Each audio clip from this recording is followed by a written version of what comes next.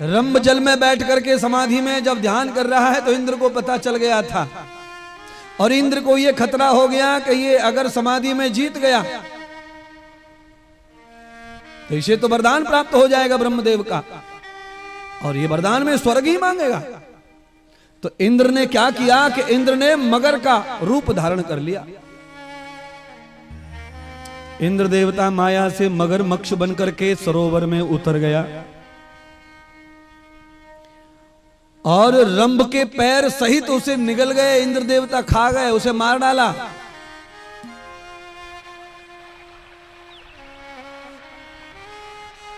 करंभ दुग्धम न अधिवृक्ष मूलस्तनैभाम। भगवान कहते हैं राजा जन्म जैसे राजकुमार, दूध टपकने वाला वृक्ष, दूधदार यानी कि बट वृक्ष। दूध जिस वृक्ष में सबसे ज्यादा है वो है वट, बड़ का पेड़। बड़ के पेड़ के नीचे पंचगव्य इकट्ठा कर करके अग्नि जला करके करंभ जो है यज्ञ में बैठ गया, अग्नि साधना कर रहा है। अग्नि साधना बहुत ही थोड़ी कठिन होती है महाराज। चारों तरफ से अग्नि जला ली उसने, और मेरी बहनों बंधु अग्नि के बीच में करंभ बैठ गया। एक भाई को तो पानी में मार दिया इंद्र ने, पर करंभ भी ध्यान कर रहा है, ये इंद्र को पता नहीं था। करंभ की भक्ति से, अग्नि के जप तप से, और उस अग्नि यज्ञ से प्रसन्न हो गए अग्नि देवता। और कुबेर देवता, कुबेर जी को भी प्रसन्न कर लिया और अग्निदेव को भी प्रसन्न कर लिया।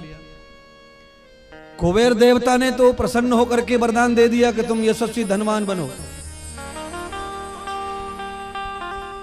अब आप सबको कथा समझ में आ जाए तो कल से शुरू कर दो, घर में हवन करना, यज्ञ करना, आरती करना, दिया जलाना। अगर घर में नियमित कोई व्यक्ति अग्नि में बैठकर साधना करता है तो उसके घर में कुबेर प्रसन्न होगा, धन आएगा, रुकने वाला नहीं है। पर तुम्हारे घर में कैसी हवन पूजा हो, वह पहले अग्नि जला लेते हैं और बाद में यूं यूं करके बुझाते हैं उसको, अगरबत्ती को। अबे धुआं करके मच्छर मत भगाओ। किसी भी देवता के सामने मेरा सिद्धांत यही है कि दिया जलाओ, दिया दिया दिया दिया दिया। इसीलिए कहावत क्या है, शाम का समय हो गया तो कहावत है दिया बाती का समय हो गया, अगरबत्ती का समय हो गया। कभी सुना है? तूने सुना है कभी?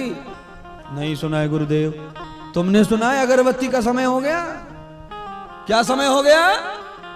दियाबाती का टाइम है, दियाबाती का खाना है, दियाबाती का समय है। ऐसी बात मत करो, ये समय दियाबाती का है।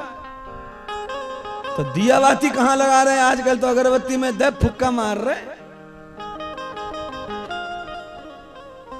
अगरबत्ती के सामने आदमी टिक नहीं पा रहा है तो भगवान कैसे टिकेगा? है? अगरबत्ती के सामने आदमी ना टिक रहा, जलाने वाला खुद परेशान। पर भला करो कि वो आलू रखा था भगवान के सामने, उसमें ठूस के जल्दी से निकल के बाहर, अब भगवान झेलते रहो। अगरबत्ती जब तक जल के खत्म ना हो जाए तब तक लड्डू गोपाल छोटे से तो हैं बेचारे, वहीं पे खांसी, वहीं पे थूक, वहीं पे खका, हाय हाय टकरा रहे। नंद गोपाल, नंद के लाला छोटे से हैं, धुआं झेलना रहा। पर भगत को क्या ले लें देना? भगत तो इस बात में घुसा है तो अगरबत्ती लगा दी, मोगरा छाप, रात रानी वाली अगरबत्ती लगाई है, और लड्डू गोपाल भागते फिर रहे। गोकुल पहुंच गए छत्तीसगढ़ छोड़ के। वो कह रहे हैं कि मैं अगरबत्ती वाला नहीं हूं कृष्ण, मुझे माखन खिलाओ, माखन। अरे मिश्री खिलाओ, गोद में रखो, झूला झुलाओ, अगरबत्ती मत दो, मैं धुआं धर रहा नहीं हूं। अरे छत्तीसगढ़ के लोगों को पिलाओ ये धुआं। तो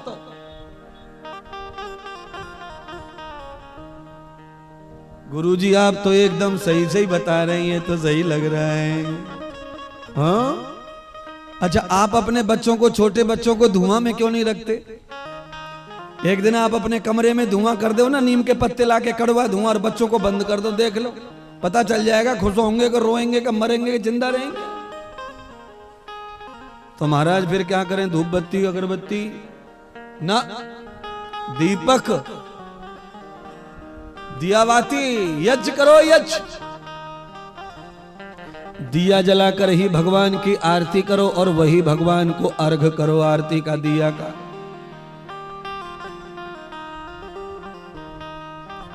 जड़ी बूटी बढ़िया बढ़िया डॉक्टरों से लिखवा के लाओ, आयुर्वेद के आचार्यों से, न कोई लिखे तो मैं लिख दूंगा। घर में लाके खल्लड़ में कूट करके पीस के डिब्बा में रखो, गाय के गोबर का कंडा बना के जलाओ, गाय का घी डाल दो, जड़ी बूटी डाल दो, अब धुआं होने दो।